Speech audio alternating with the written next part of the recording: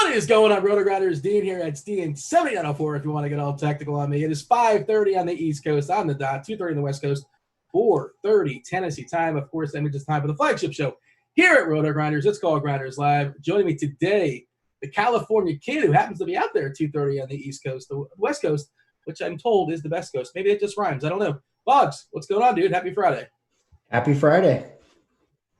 You ready to crush this slate? Ready to do it? Take it down? It's a 12-gamer. It's like one of the bigger slates we've had all year because of all like the goofy cancellations and double headers and things like that. It feels like we haven't had a lot of big slates, but I think this is a good one. I feel pretty good about it. Yeah, there's a lot going on. We've got some good pitching. We've obviously got a game in Coors Field, and there's also some other spots too. Maybe some sneaky, maybe some not, but it's a good overall night. I don't expect anything outside of that Coors game to be too concentrated. Maybe the Yankees in terms of ownership, but you can differentiate at pitcher. You can differentiate with your bats. So those are always good types of slates, especially the tournaments. Yeah, last night myself and Grant were kind of diving into a 6-game slate. We're talking a lot about variance and about how wonky, how unpredictable baseball can be. And tonight there's 24 teams playing baseball, and the Dodgers are going to be super, super heavily owned. They're not that hard to get. They're very easy to get on FanDuel, especially if you roster one of those cheap pitchers we'll talk about as well. And we know DK all year long has not made it that hard to get the bats that you want because there's some other bats that are heavily priced down. Just kind of sort of interesting how we handle that in cash games. And, of course, it could potentially be a different approach in tournaments when you consider variance. Do what I mentioned before we dive in and break down this slate, couple things. The link's going to be dropped in chat. Our fabulous multitasking producer, D-Train Devin's going to drop this link for y'all. You get $5 off your RG Core 4 Premium if you click this link for your first month. Football, baseball, basketball, and golf. $5 off your first month. Go ahead and check out that link. We much appreciate that. If you like what we do show off some of the premium, but you guys can have it at your own leisure and click on however you want to click. Of course, Devin's showing some premium off as the show progresses as well, too, and we'll be talking about that. Also, I was telling you this pre-show, Boggs, I'm excited. I'm going streaking on the SharpSide app. I'm currently at 6 in a row. Each win going forward, assuming I don't flop here, is worth 10 FanDuel dollars. You guys can do that as well, too. Get yourself a streak. Once we get 10, theoretically, I believe it's $20. Again, that link's going to be dropped in chat for you guys as well, too. Oh, what's up, YouTube? Like and subscribe. That's good for analytics. We do appreciate that. Thank you very much. Smash the like, caress, whatever. Do something to the like button. Make it the thumb up or something like that. So the SharpSide app, I got a winner. Hopefully I got a winner. Bob, you tell me if this is a good bet or not. And I was in the SharpSide app a couple times today because here's the deal. It's got to be minus 140 or less. You can't pick a team that's like minus 300 and say that's a winner. Like, of course, that's like Vegas Dave. Everybody knows that's how Vegas Dave gets those winners, right? So I clicked on it a couple times today, and the Dodgers were like minus 145, minus 1.5, minus 150, 1.5. I'm like, man, I want to get this down to minus 140. And it dropped to like minus 137, and I pounced, just like you all should be doing to that like button. I got the Dodgers at minus 1.5. How do you feel about that? Am I going to keep going streaking? Dodgers run line. Pressure's on. I think that's a pretty good one. Those are some pretty good odds. I'd certainly be betting on it if I was in Vegas. I like runs in that game, but I expect the Dodgers to come out and as many runs as they're expected to score tonight. It could be a back and forth game, but I think that's a good one. It went down a little bit. They had an 8 total. Now it's like 7.96. If you want to get all technical, that's basically 8. And like I said, the line went down a little bit too. Maybe, I don't know, the lineup came out and Smith is not catching. It's Austin Barnes. Like, is that enough of an effect to move the needle? I'm not really sure. But whatever it was, something happened. Somebody likes the Colorado side, and I don't really love Colorado tonight. They're fine, I suppose. For me, they're a secondary stack. And I think that Arenado might be playing hurt. He's got 1 home run like in the last month. I don't know. We'll see. I know he's facing a lefty, and Arenado is going to jump off the page. And, the bat and things like that, they don't really take those things into context. And maybe he's not hurt. Maybe we're just sort of speculating, but there was kind of an injury out there. That said, Boggs, we're going to dive in and break it down as far as a pitching perspective. We'll talk about some sticks after that.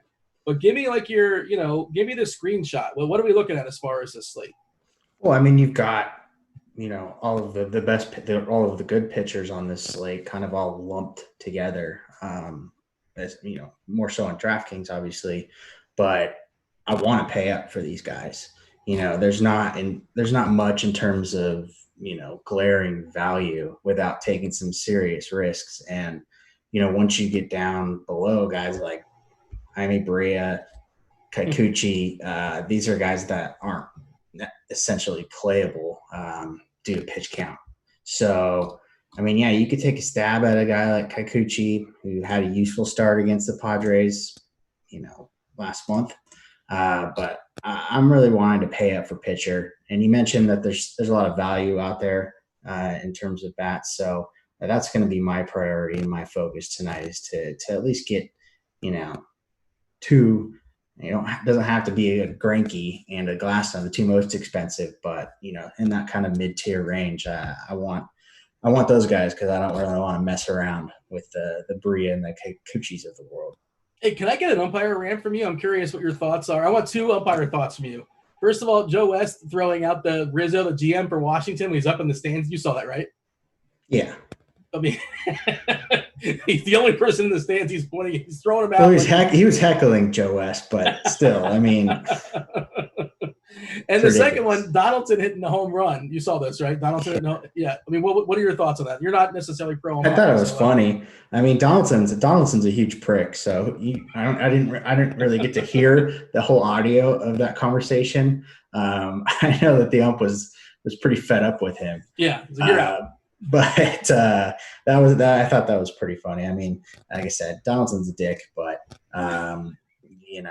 umpire, he was obviously staring him down, when he was trotting around the bases, and just another case of one of these umpires. Ump show. And there's nobody in attendance. Nobody cares what the umpires. Whatever. All right, let's talk about this slate. Smash the over if you had a 1.5 as far as umpire rants for Boggs. I'm sure it's one on layaway as well too. And, it's weird because the pricing, it's so odd, like what DK is doing, because like Bieber, how is Bieber the same price as Zach Greinke and Max Fried? Like, how do you, like, obviously he was in yesterday's slate, but it's just so weird how they do this. Like, Greinke is 10-1.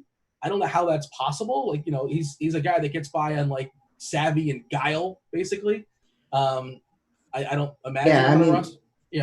I think the algorithm has been broken pretty much all season. It's so odd. Yeah, I don't think you've seen a guy like Paddock get above 9K on any slate. For I think it was about up till now, Jeff Mathis was like 4K.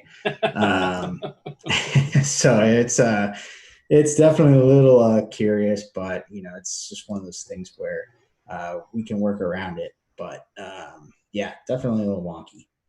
Yeah, I mean, and again, just like it's like every slate's different, but just Bieber should be like 13K based upon like Greinke being 10 and Max Fried being 9-8. Glasnow, without even question, not even close, has the highest K rate on the slate. He's got a 37.4% K rate this year. The next closest pitcher is Mlb at 28.9%. The tricky part, of course, with Glasnow is he walks too many guys, 9.7 as far as his walk rate. What are your thoughts as far as Glasnow lining up here against the Baltimore team? The negative ballpark shift for him against his Baltimore lineup. Of course, his Baltimore lineup without Santander, it's not very good. Although Mountcastle, that kid has been awesome. He hit the minors a ton, and he's been smashing the majors as well. But otherwise, I mean, and Stewart's been playing above his head. He's just been smashing, and this was kind of not expected. It's not a very good lineup, is the point we're getting at. Not a ton of power either. And again, it's not that hard to get Glasnow either, and he's not the most expensive pitcher. On DK, he's 9.7K. I think I'm starting my cash lineups with Glasnow. What say you?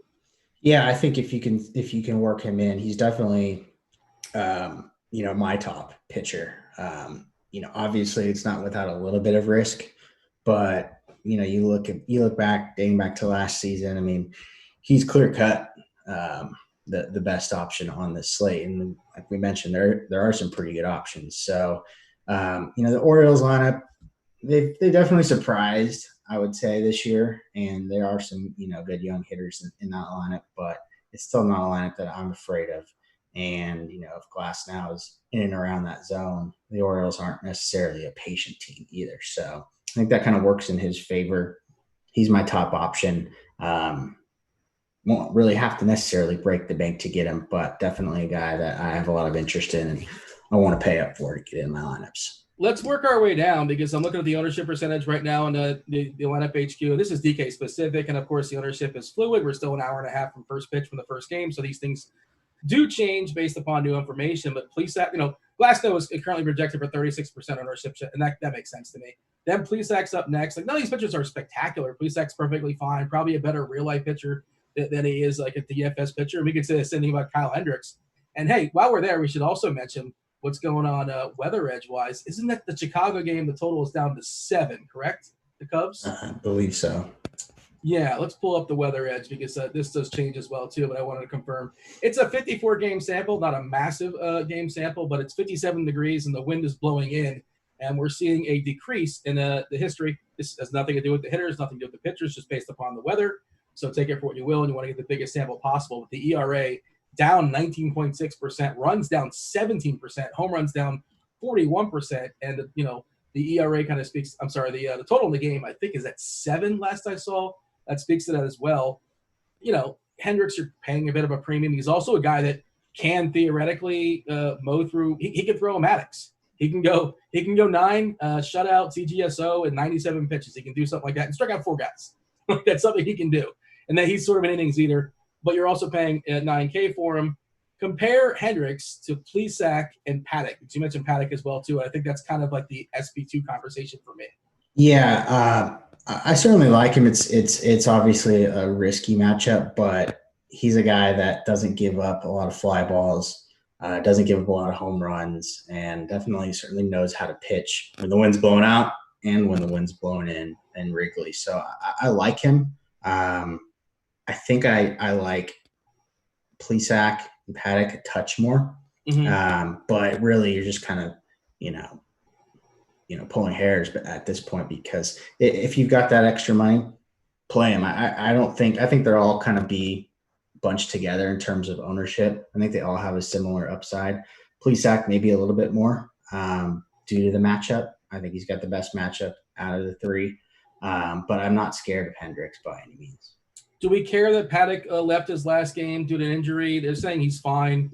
That was so tilting that night because all the pitchers basically either got hurt or smashed, if I remember correctly. Who was the other dude? The guy with the red hair or the orange hair, the carrot top dude for the Dodgers. Why can I not remember his name for some reason? He also got hurt like in the first inning or so.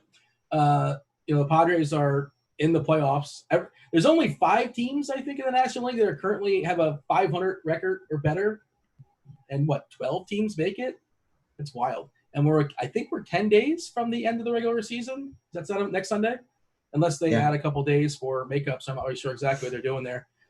You mentioned Paddock. Oh, we should note this too. This game was supposed to take place in Seattle.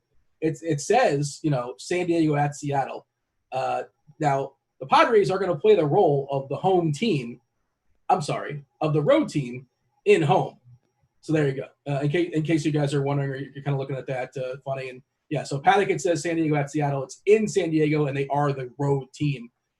So Paddock, is he are you making draw on a stand, or just kind of making multiple different lineups? I'm looking at the ownership as well, too. When you compare those 3, we're seeing Plesac at 28%, Paddock at 21%, and Hendricks at 12, which I don't know. I think it should be a little higher than that. I did skip over Rich Hill, who's also throwing baseballs in that Wrigley Field game. He's another guy. He's a man. He's 40.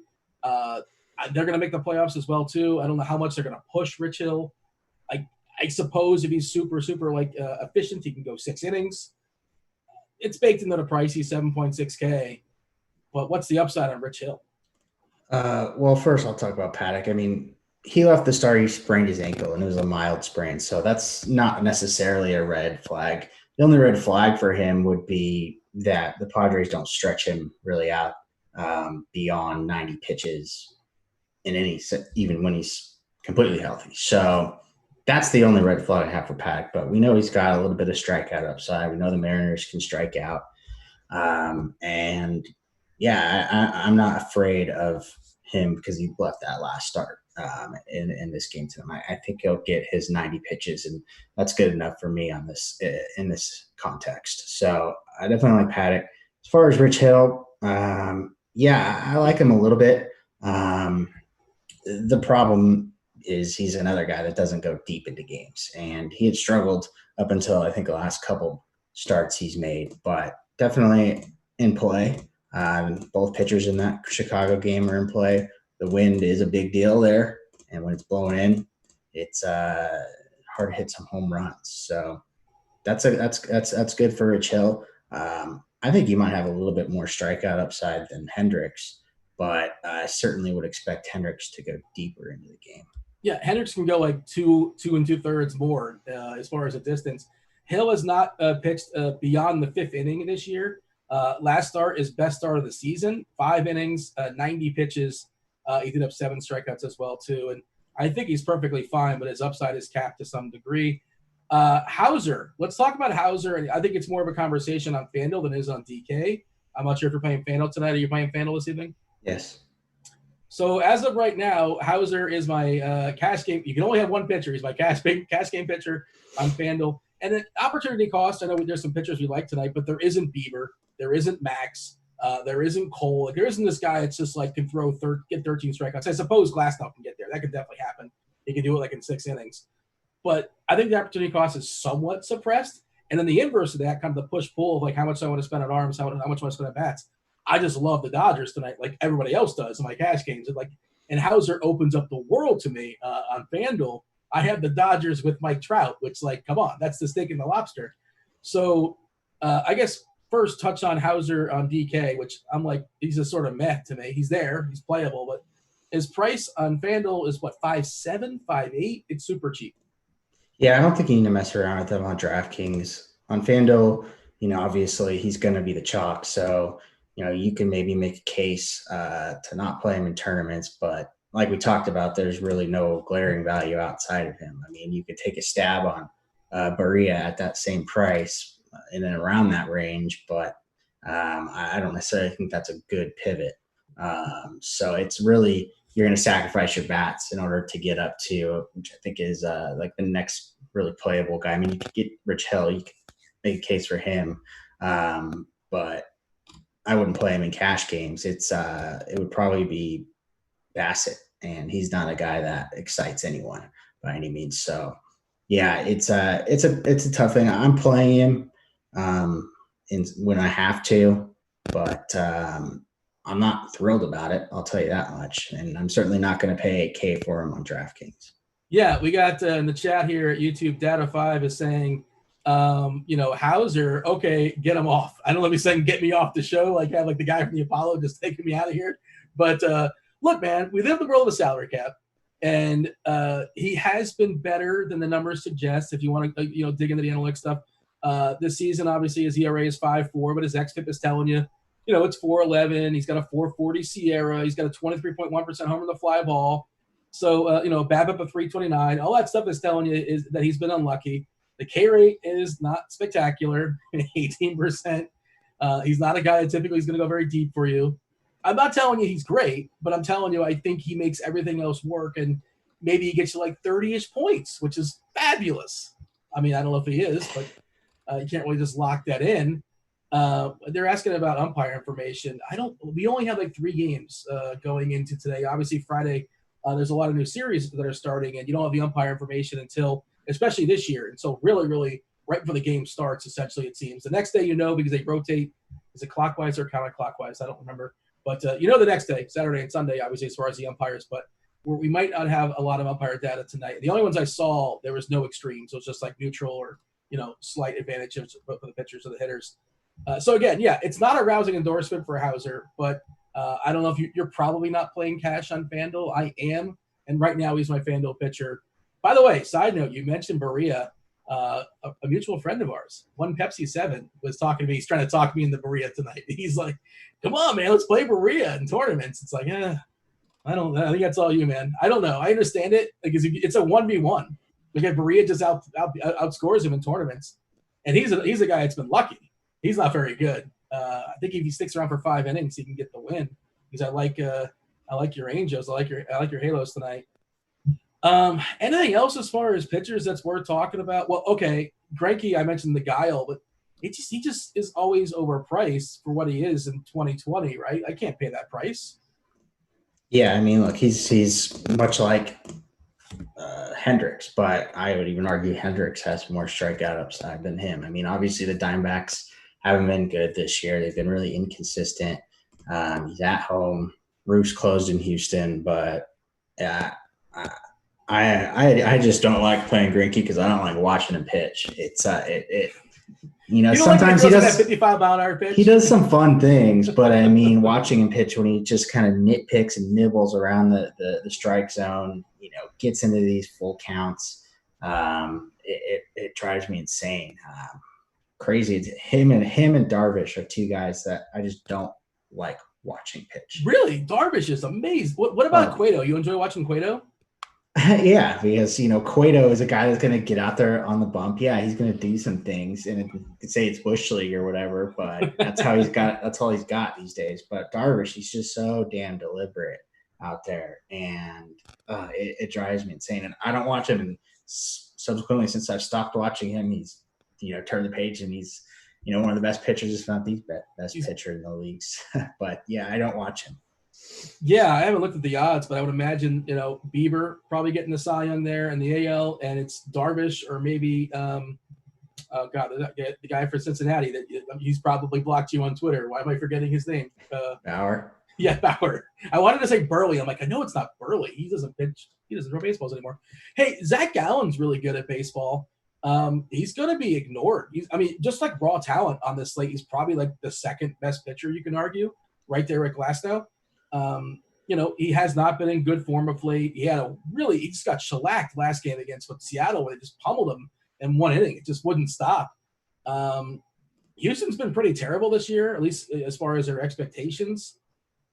And nobody's going to play Gallen. Just, I think he's really interesting for tournaments. You're not getting a big discount, 9.5K on DK, but it's not hard to make work. You can just swap one of your other guys out for Gallen, and it's certainly Gallen can outscore Glasnow or Hendricks. That's not. Yeah, I think you need a lot going. I think you really need all of these guys to really bust, and you need Gallen to really kind of turn the page after a couple of mediocre starts. Obviously, I agree with you. He's a fantastic young pitcher, but it's all about the matchup. And Houston, and as disappointing as they've been, they still don't strike out. So, I think his ceiling is what he did probably against Houston the last time he faced them. 6 innings, 6 hits, 17 Draftkings points. And if you want that, that's fine. You can pivot off of a guy like Glasnow, but you better hope Glasnow gets lit up because I just don't see the upside there based on this matchup. Or you can pair them together. You can do something like that as well. So they talk about Berea in chat. Just worth noting, Berea's like you're begging for basically 5 innings. Like he's probably not going to get the quality start. Probably going to throw 85 pitches or so, and he can definitely survive against a terrible Texas lineup. More in play, probably on FanDuel, I think. Probably. I don't really want to play Berea. If I have him, it's just an absolute pinch of it. Otherwise, Kikuchi, I picked my spots with him against San Diego. Probably not the spot with all that lefty power over there. It wouldn't surprise me if he does okay if he survives the night, but otherwise, I got nothing else as far as pitchers. What say you? Yeah, I didn't touch on Mlb, but yeah, that's a guy that's your ultimate tournament play. I know you're kind of a cash game player. I wouldn't mess around with him in cash games. I think is a little bit of I'm intrigued a little bit, but again, it's really a guy that's just hit or miss. But the strikeout upside is there. And, obviously the White Sox, no Tim Anderson, and the only 2 power left-handed bats would be Grandal and Moncada. And those are the guys that left-handed bats are the ones that really give him fits. I was looking at that White Sox lineup. I'm like, why does it look different today? Why is and they just, no Anderson in that lineup. And it is interesting that Vegas is on, Molly as well too, against a White Sox team that's already locked up a playoff spot. Of course, they've been mashing lefties more so than righties. But, that is kind of interesting. Vegas sides with you. And that Cincinnati lineup is not good. Like, the guys that have to score runs for them is not great outside of a few hitters there.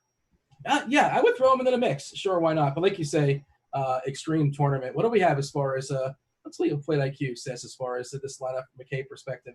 Yeah, Robert struck out a ton, 35.9%, a lot of power, obviously, but he's swinging and missing a good bit. Collectively, 25.6% as far as strikeouts.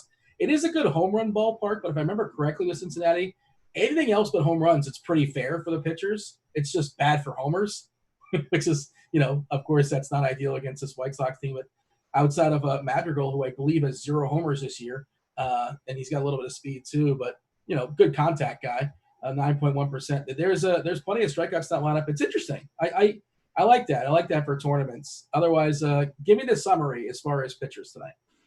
Yeah, it's really try and get up to the guys like Glasnow, Plesac, on DraftKings especially. You can mess around with Hauser on FanDuel. Just know he's going to be popular.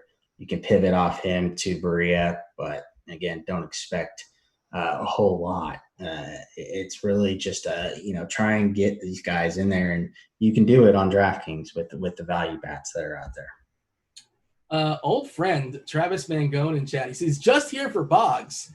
And I asked this to you before the show. QQ, is the marine layer lurking? And I actually pulled this up on Ross Weather Edge as well too, because I thought it'd be kind of interesting. And yeah, it's got like the fire emoji. It's 94 degrees in LA, and there's Boston right now. I think it's like 58. There's some cool temperatures lurking out there tonight. Obviously the season's later than it normally is, right? Is that what's going on right now? Yeah, it's getting cooler faster, I suppose. That's what I'm trying to say. But 94 degrees in LA. It's you're right down the street there from the ballpark, 10, 15 minutes, something like that. Without traffic, yeah. Have you stepped outside today? I have. I took my dog out. That was in the morning, but yeah, it's up there. I don't think the marine layer is going to really creep its way in tonight, because it is kind of one of those Santa Ana wind events that we had. Not so much windy, but it brings with it dry weather, and with that and the changing winds, you don't really get that marine layer. So yeah, I did think it was interesting as far the home runs didn't pop as far as the weather edge, but the total runs jumped at 8.8%. And the ERA also jumped at 7.5% at a 77-game sample. Again, 94 degrees, and it's currently the wind is blowing out at 6 miles per hour for what it's worth. And let's see, we're seeing 14-mile-per-hour winds blowing into Wrigley. That's why we have a 7 total with Rich Hill versus Kyle Hendricks. And there was something else. Was it the Boston one that I was looking at that was kind of interesting as far as the weather? 65 degrees in Baltimore with the wind blowing at 11 miles per hour, so not necessarily ideal. Yield to Roth. Roth will be on crunch time later, I believe, with Tuttle and one Dave Potts. Cheese is good. Yeah, it's 9 mile per hour winds blowing in, crosswinds there in Boston. Still 10.5 total, but 58 degrees. All right, let's talk bats. Let's talk sticks. Let's talk catchers specifically.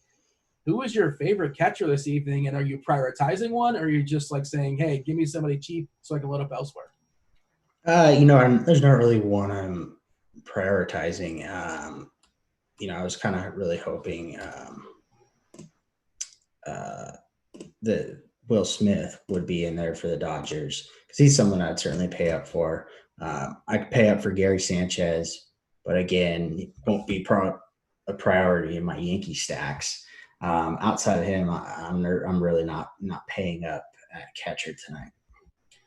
Yeah, no Smith, obviously, for that Dodgers lineup. You're getting Austin Barnes. And this is a note for this series. Unless something has changed as far as the Colorado bullpen, it is all righties. So it's a righty starter and an all righties as far as their pen. So I think we're less likely to see pinch hits for LA. But there is that situation where if the Dodgers are down a couple or if the game situation calls for it, like for sure, Smith would pinch hit for Barnes. I say for sure, but we saw a situation earlier this year where like they had Betts sitting in the bench and like it made sense to bring in Betts. I think the Dodgers are just like, hey, we're making the playoffs and who cares? Let's just give them a full day off. I think that kind of sort of happens sometimes as well too, because they're sort of in cruise control. Well, it's also a bullpen game, and Barnes handles. He's a better defensive catcher, so that's probably why he's in there. And I agree with you. If you were worried about Barnes getting pinch hit, then that rest of that Dodger stack ain't gonna be looking too good. I'm trying to find like an absolute like dirt cheap. Oh, Mitch Garver's back tonight. Look at that. He's playing baseball this evening. Is this his first game back, or did I miss a game? I don't know. I'm pretty sure it is.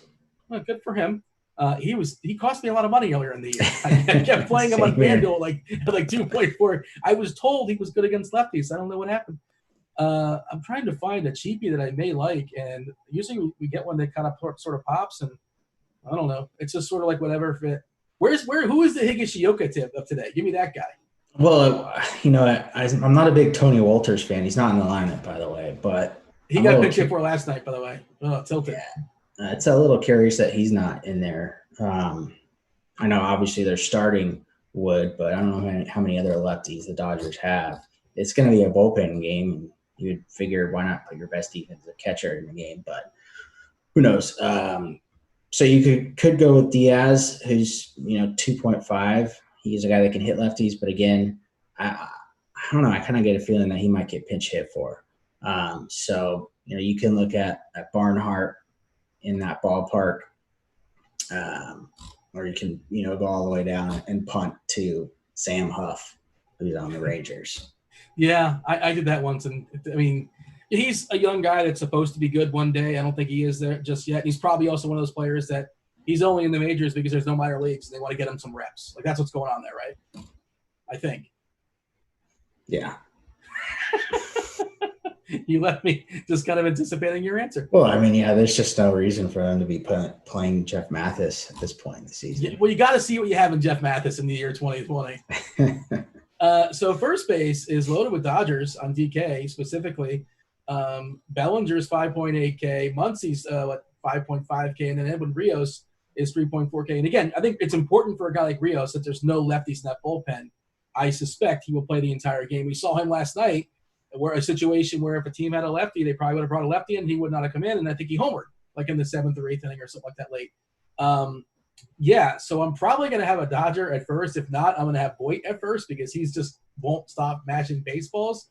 Got that monster to attack out there. And Carlos Santana's fairly cheap, as is Brandon Belt, DK specific. Santana and Belt are both cheap on FanDuel too, for what it's worth. They're about like 2.9 and 3K over there, so they're playable too. But there's a lot of options in first. Let's kind of sparse through them. Who's jumping out for you?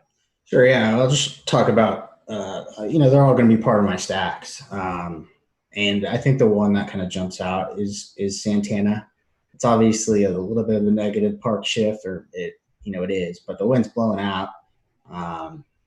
Indians, I don't think they're necessarily sneaky in this spot, but I just don't think they're going to garner a whole lot of ownership maybe outside of Santana because, 1, 2, 3 for them are, probably overpriced, Lindor and Jose Ramirez. So that's interesting to me. Obviously, they're on the road, get that extra at bat. They're all switch hitters. They bring in the lefty from the bullpen. They can steal bases, and Detroit's bullpen, not too good. And it's a bullpen game. Yeah. Exactly. So I think, Cleveland's interesting to me, but definitely love the Yankees, love the Dodgers. Wow, that was impressive. I don't know if you caught any of that Yankees game yesterday. I saw some of it, yeah. Like if you had a core stack, your core stack was done. It was dead before the game even started.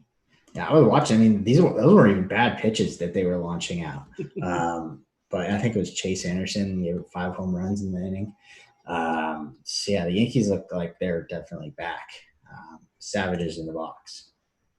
We do have a Yankee lineup for what it's worth. It's because I was waiting for that before the show. LeMahieu, Judge, Stanton, Voit, Torres, Hicks, Urshela, Gary Sanchez, who you can play on FanDuel. They're talking about he's like 3K over there. You can definitely play him on FanDuel as well, which you normally don't play catchers over there, but I don't mind it.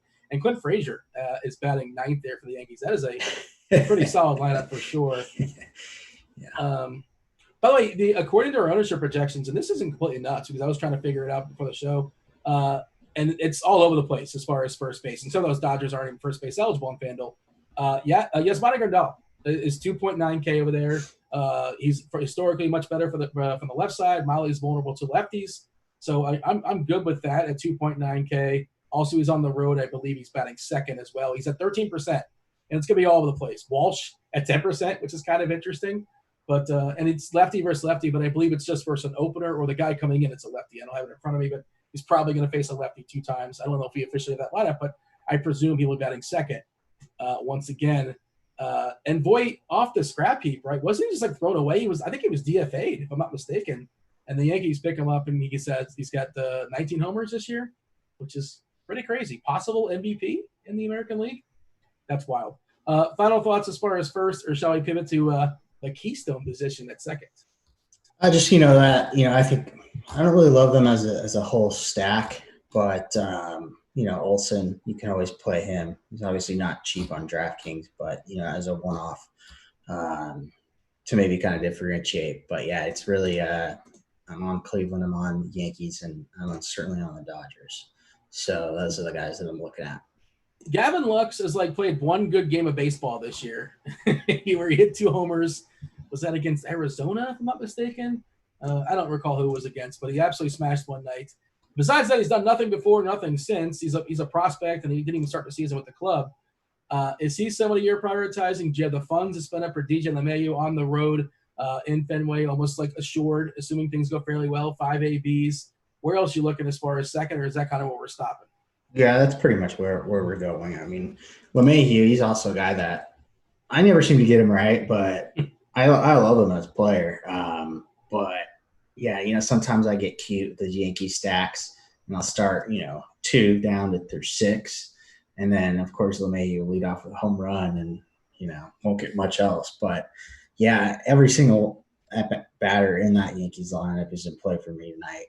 He's the only guy to leave Coors and game power, right? He wasn't a power hitter when he was in the Rockies. He used to drive me insane early in his career because he's 6'4" and he was a slap hitter, and it definitely was.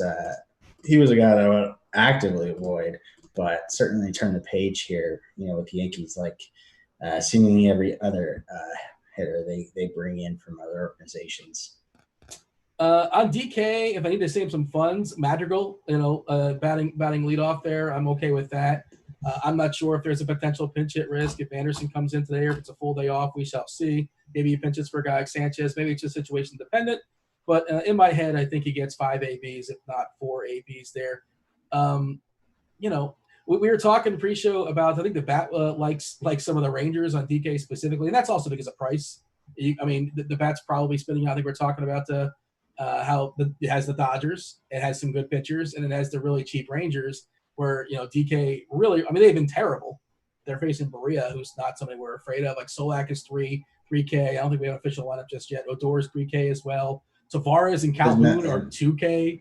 The Rangers lineup is out. There's no Odor, but Solak's batting second. Okay. I clicked refresh. Here we go. Yeah. So what are your thoughts on Solak, and then just Ranger thoughts in general, because we know the Rangers aren't good, but we know these guys are cheap, and Berea's not great either. Yeah, I mentioned pre-show when you mentioned that the bat likes the Rangers. I don't think the bat's been watching too many Rangers games this year. Yeah, look, every now and again, some of these guys are going to run into a home run. Obviously, guys like Gallo, Odor, Chu, he's obviously hurt. Calhoun, they're much better than how they played this season. So I don't hate taking a stab at some of these Rangers bats. I don't necessarily think though that they are gonna come in at super single digit ownership because all these guys are cheap. So it's one of those situations where I'm probably going to avoid. I never have a problem paying for Gallo just because he has that upside and that power. And like I mentioned, it's warmer out there. I don't necessarily think the marine layer is going to be that big of a factor. Berea is a fly ball pitcher. So yeah, the Rangers are in play, but if I think that they're going to be higher on than they probably should, and I might just get a couple pieces because it's a team that can certainly disappoint on every given night. Last 2 seasons, Boggs, for Berea, he's faced 237 righties. He's super reverse splitsy. If you look at the last 2 seasons, his K rate goes from 22.6% against lefties down to 18% against righties. His ISO versus righties is 349. That's huge. Now, where's the righty power in Texas that's going to take advantage of it? Yeah. But Jeff Mathis. Oh, boy. Yeah, Solak has not shown a lot of power this year, but against righties. But it's kind of interesting just because, and he's super cheap, and it's not this position that's this massive opportunity cost, I don't think. Especially if on FanDuel you can only have 4 Dodgers. I don't know if I want to prioritize Lux. I don't know if I want to do that. I think I won 4 Dodgers. Now he's in one of my lineups right now, and we'll see. We'll tend to it after the show. 10 minutes left in the show, by the way. Just a side note, and for you guys, let you all know that Crunch Time's coming up after us. That his cheese is good. Dave Potts, 2-time millionaire maker winner. No, not a millionaire maker, but he won $1 million twice in 2 separate contests, as well as Kevin Roth. We'll talk to you guys what's going down in the weather. And I believe Tuttle is joining him too. Talk to me about the hot corner third base. What do you have for me? Yeah. Outside of the Dodgers and Yankees, Rendon is someone I wouldn't have a problem paying up for. I don't love the whole Angels stack tonight, but Trout, Rendon, maybe Upton, maybe Pujols, depending on that lineup, which will probably come out in 45 minutes. Kind of a mini stack, I think, is the way I would attack with the Angels tonight. But Rendon would certainly be a priority in that. And then obviously Machado, kind of the same story. Might probably full stack the Padres, but definitely guy that I think will potentially go overlooked because you got Muncy and Arenado and Urshela. Yeah, a peek here at the ownership on Lineup HQ. Again, this stuff is fluid, but we're seeing Machado at 6% and Rendon at 5%. And we're seeing, LeMahieu double that, Arenado at 8%. And again, I don't think I'm playing any Arenado unless I do some kind of late pivot to try to sort of catch up, but that doesn't make any sense either because he might be popular. The plan right now is to play 0 Arenado tonight. I think there's plenty of other good pivots, and I like Edwin Rios a good bit. And maybe I got to hit the refresh button, but I think he's going to be more than 8% owned tonight, especially considering DK I'm talking about. He's a multi-position eligibility of both first base and third base. He's in cores. He's going to face a pile of righties. He hit a homer last night for recency bias. I think he's going to be fairly heavily owned and probably the most popular third baseman on the board. We shall see. Give me a shortstop. Yeah, Seager. He's my top guy. No surprise. But, I love the price. I love the matchup. Hit 2 home runs off this pitcher in LA a couple weeks ago, and he's going to Coors Field where it's warm, wind's blowing out. Everything's working in Seager's favor. And don't hate Taylor if you want a little bit of savings, more so on FanDuel, I think, batting third. Seager's definitely my top play. Seager and Story. Let's go ahead and see what Lineup HQ says. I'm doing a refresh here. I'm just saying words to try to buy some time. Let's see if we've kind of changed some things. They're always tinkering behind the scenes. They do a great job, obviously. Ownership percentage, Seager at 22%, Story at 20%. This is what I was getting at. Like Tatis at 6%. Tatis is going to be ignored. Those Padres are going to be ignored, right? Yeah, and you can maybe make the same case for Lindor. 5%.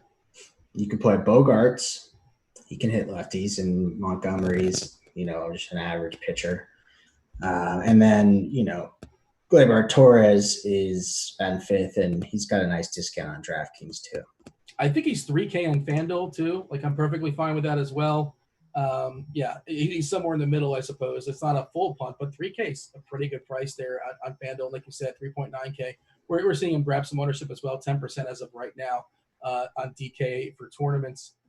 Hey, if you guys are in chat, feel free to fire off some questions. We'll probably have some time. We'll do our best to answer as many questions as possible as we segue to outfielders, Boggs, because we want Betts, we want Bellinger, we want Trout. How do we make this work? Because typically I've been rostering like a guy or two. It's like 2K, maybe like a Willie Calhoun to sort of make this work as far as the salary restrictions and all that. We got Stanton at 4.3K. We came off the DL and absolutely matched last night.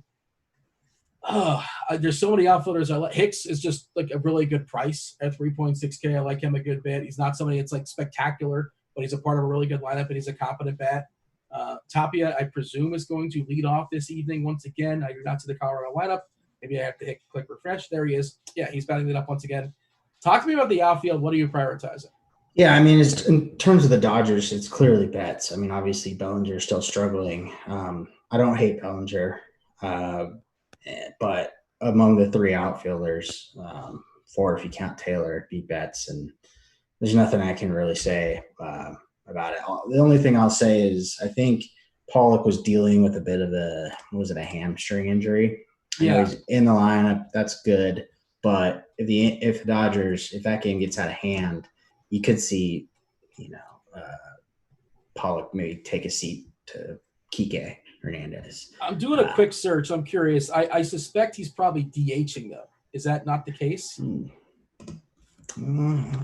Yes, he's the DH for what it's worth. So then, that's less likely. Yeah, less likely chance he gets the hook. Then they're starting against a bunch of righties. Yeah, and I'm not worried. Then I wouldn't be concerned with him. He shouldn't get pinch hit for.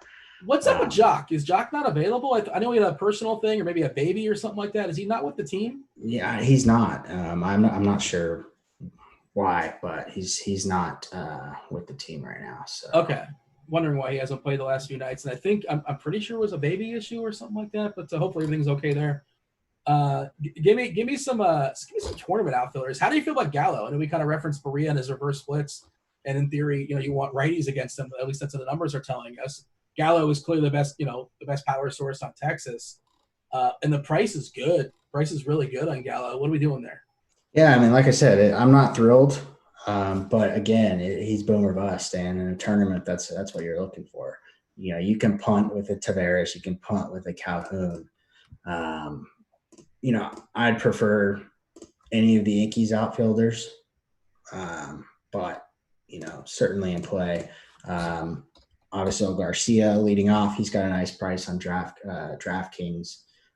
Same for Braun, but Braun's always a pinch hit risk, or when his back flares up. Yeah. So I would sell Garcia, nice price, borderline punt. David Dahl, obviously, not a great matchup, but you could do a lot worse than punting with a guy like Dahl. So I like him quite a bit. He'll probably be a little bit popular, but certainly in play for tournaments. He's batting 7th. So, there's a lot of ways you can go. There's the cheap Cleveland bats near that bottom of the order in the outfield too. Don't sleep on those guys. For the record, Abastiel Garcia is actually DHing, and Braun is playing right field. I assume you probably knew that. Just kind of throwing it out there in case people care.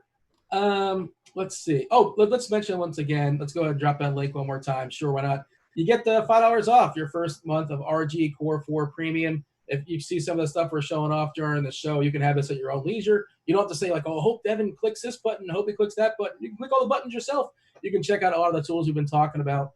We don't talk about Slate IQ very often. That's all yours as well too. The lineup HQ, if you want to build 150 lineups, that's very, very, even somebody that's not very tech savvy, I figured out how to do things like that as well too. More so for football. We did it for football last week for the Yahoo contest. It was good times. We had a run for it. We almost got in the podium and then things kind of fell back, but it was a good week. Looking forward to football this weekend. Hey, do you have a hot take for football? You have anything? Have you done research yet or no? I'm still kind of waiting for some injury news. It's a lot. Yeah. It's a lot sprinkling through, man. There's a lot of good plays. If I have a hot take, I don't like anyone outside of Derrick Henry on Tennessee. I think that maybe Corey Davis might be a little bit of a trap. Yeah, we'll see with Brown. He's I don't know if Brown's been officially rolled out, but he's dealing with a bruise of some sort. Give me your favorite stacks tonight. Give me some stacks. Give me some homers. Who's going yard? Yeah, the Yankees and the Dodgers are my clear-cut top two. Dodgers clear far and away, but don't sleep on the Yankees. I like the Rockies more than you do, but I always play the Rockies. I'm a sucker. And I think Cleveland is probably – in San Diego, probably my sneakier stacks. I don't know if that's the right term. I just don't think they're going to garner a whole lot of ownership. And then if you're looking for a cheap stack or maybe you want to bring it back with some guys, the Rays are pretty cheap and appear to be in a decent spot. Yeah, we didn't mention them at all. The Rays, obviously, heavy pinch hit risk in that team across the board. And we don't know how long Cobb's going to go, but it is worth noting. But who cares? If they get their homers in the first inning or second inning, it doesn't really matter. You're kind of you're already way ahead of the game. That link in chat, by the way, go ahead and check that out as far as getting $5 off. Devin went ahead and dropped it for you guys. Get $5 off football, baseball, basketball, and golf your first month. Subscribe. We do appreciate that as well, too. Hit the thumb up. That was Boggs. I was Dean. This was baseball. Stay tuned for crunch time. Go Heat! We're 2-0. We're out of here. Holler.